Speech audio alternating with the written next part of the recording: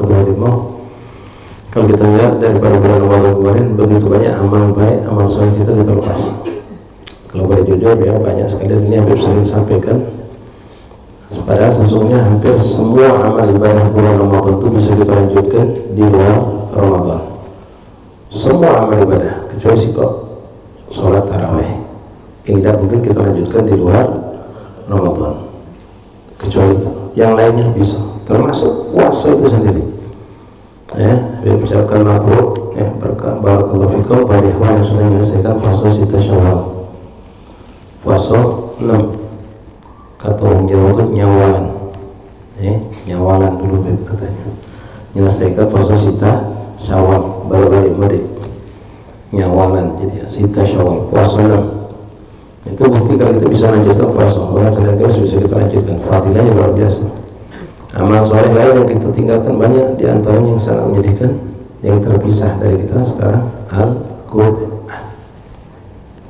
Kita tidak baca Quran, Nabi kita juga tidak baca Quran lepas, hampir sebulan, bahkan ada yang sudah sebulan ya, karena dia terakhir waktu hatam itu malam 23. Setelah hatam tidak buka lagi Quran. Padahal kuat sesuatu dilanjutkan, tidak lagi nyambung dia.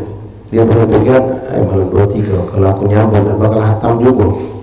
Sudah tidak buka kuat lagi. Adik kalau sibuk malam 27, belum hatam, baru sibuk. Pas malam 27 sibuk, udah nanya berlebaran. Oh, musikku, mampu ini berdandan, belum tidak lagi baca Quran. Sampai hari ini. Masjid musola kita lihat. Antum kalau tidak percaya, kalau itu yang ingatnya, mungkin CCTV ada di masjid itu. Dari malam lebaran posisi Quran belum ada sampai hari ini. Quran di masjid yang tertumpuk macam-macam bantakan Quran sampai saat ini. Kalau tidak katanya nyentuhnya, tidak katanya makinnya Quran tadi itu. Seandainya dibaca nangis, maka masjid pernah nangis. Mulai sholat sunnah lain, duha, witir dan lain-lain. Nah di sini kami mengajak kita semua, yuk kita hidup lagi apa yang hilang dari kita, dari kebaikan-kebaikan Ramadan, terutama tilawah Al-Quran, sholat berjamaah, sholat qabliyah, sholat duha, sholat witir. Sholat witir itu bukan paket sama dengan Ramadan dan bersama tarawih. Tarawih selesai, witir tidak lagi. Nah, witir itu sunnah sepanjang tahun, sepanjang hidup, jangan ditinggalkan. Fadilahnya sangat luar biasa. Sholat sunnah witir. Dari malam ini kalau baca kita mulai lagi. Tanggung kata tadi tanggal 20 Syawal, mulai bulan awal bulan. Taswif itu namanya taswif, yang menunda kebaikan. Itu boleh itu. Yang bisa kita lakukan malam mulai dah. Quran mulai malam ini. Sholat witir mulai malam ini. Tidak usah tunggu kaget. Bahkan kalau bisa ya tahajud. Ya jangan kamu anggap tahajud itu sesuatu yang besar, yang hebat dalam para awliya. Memang tidak ada satu para awliya kecuali mereka pasti melazimkan tahajud. Tapi ini buat kita jangan sampai lewat. Kita mampu, belum masih sehat walafiat. Ketika nanti ada suatu tujuan yang kita anggap penting, kita pasti akan berusaha. Misalnya kita bilang usaha saja maaf ya. Kita punya rekan-rekan yang buka usaha dari jam 3 subuh, seperti yang jualan di pasar induk, pasar Kutong, yang lihat itu, mereka itu tukang gila, tukang daging, tukang sayur, itu dari sebelum subuh sudah duduk manis. Keluar dari rumah jam 3:30, 4, ngawak sayur dari Kentua ke pasar Kutong. Kalau di sini jam kemarin, itu jam 2 sudah bangun mereka, setengah 3, jam 3 jam lebih terlambat sudah. Nyesel dia kalau sampai bawah jam 3 itu. Subhanallah. Kenapa? Itu keuntungan yang dia kecil hilang bisa. Nah orang untuk dunia kok bisa, kita untuk akhirat tak bisa. Seharusnya kita mampu berusaha, tapi tentu dengan kaidah kata barat itu step by step, bahasanya bertahap, jangan langsung tahajud nak 2 rakaat dulu 2 rakaat habisnya baca salat istighfar, tidur lagi tak apa-apa. Kalau makin subuh masihlah lama, atau bangun sebelum subuh 20 menit, 4 jam sebelum subuh sholat, habis sholat sedikit azan subuh, dicoba sudah berjalan dengan istiqomah tambah ke setengah jam sebelum adzan dan seterusnya sampai sholat kita bisa menjadi orang istiqomah. Nah yang terpenting ikhwan bahwa di balik istiqomah kita dalam ketaatan, istiqomah juga dalam meninggalkan maksiat. Di bulan Ramadan kita ada banyak maksiat, alhamdulillah ya.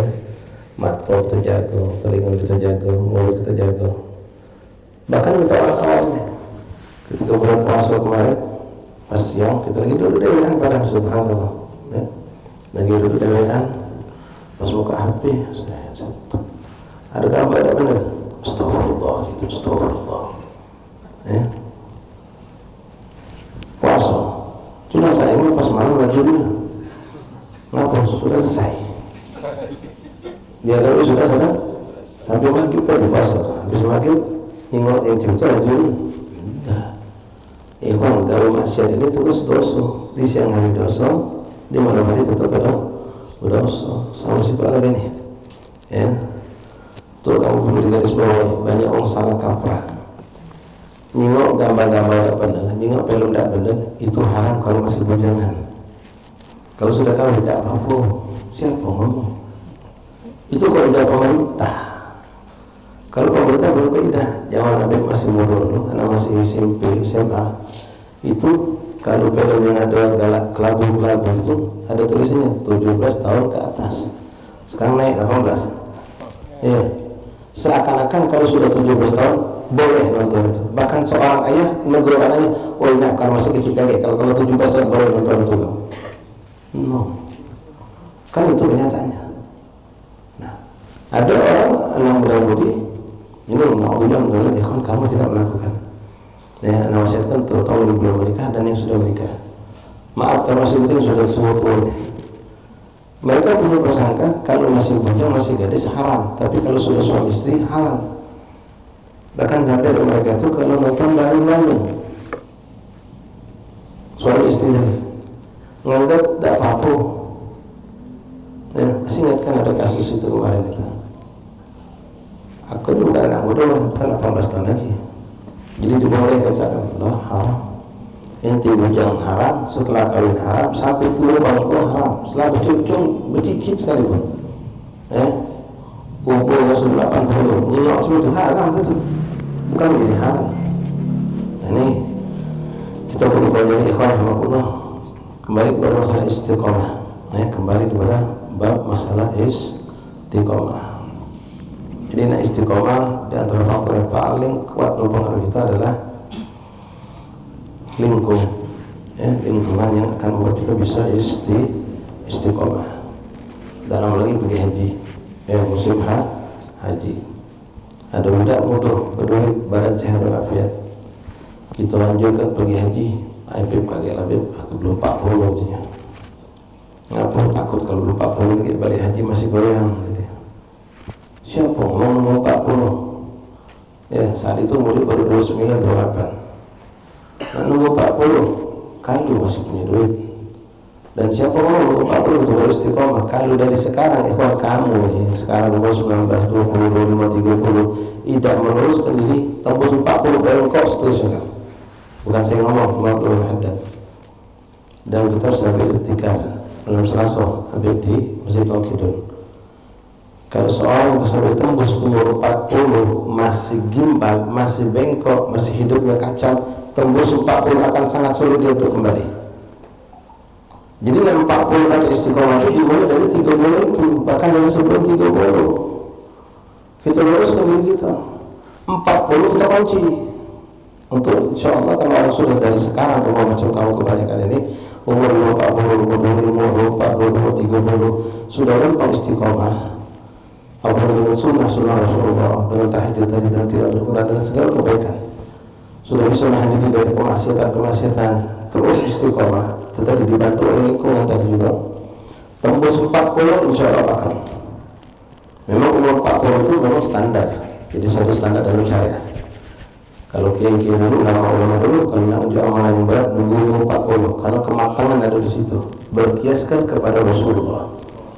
Rasulullah diangkat menjadi Nabi setelah umur 40. Ya, Allah mampu mengangkat Nabi di umur selalu umur 20, tapi ada perhikmah 40 Nah, di situ kematangan manusia umur 40 itu dewasa, matang, dan dia lebih bisa untuk menjadi bertanggung jawab urusan di akhirat.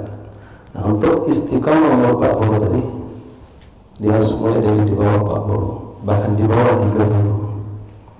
Masa itulah dia harus lempengkan dirinya. Jadi kalau macam mau berarti belum 40, aku takut dia kalau belum 40 pergi haji balik gimbal lagi, pecah dia pergi haji balik jadi malaikat. Tidak juga. Jadi ikhwan, mulailah dari sekarang. Mulailah dari sekarang.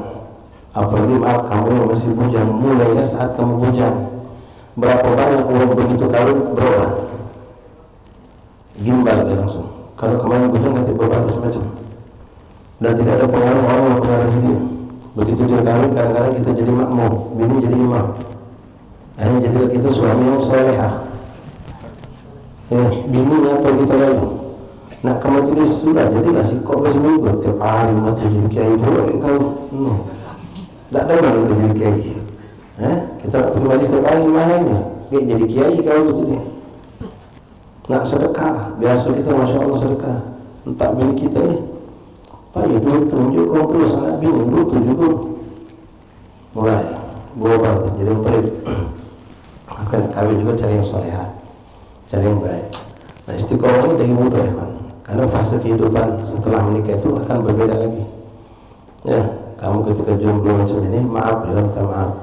Kamu udah ada penghasilan nganggur, masih baca hidup. Duduk di mangga, ada betul yang tahlil ya. Ya, bulan apa? Sabar, sedekah luar. Kalau kamu jomblo, tapi kalau kamu sudah bini, dah baca. Mau tak mau bergerak mencari rezeki. Bukan kita ingin hidup diri kita, anak bini kita baca. Kalau inti bujang, duduk langgar, kata yang tahlil, masuk kamar mandi, nak baca. Iya, masuk kamar mandi, nak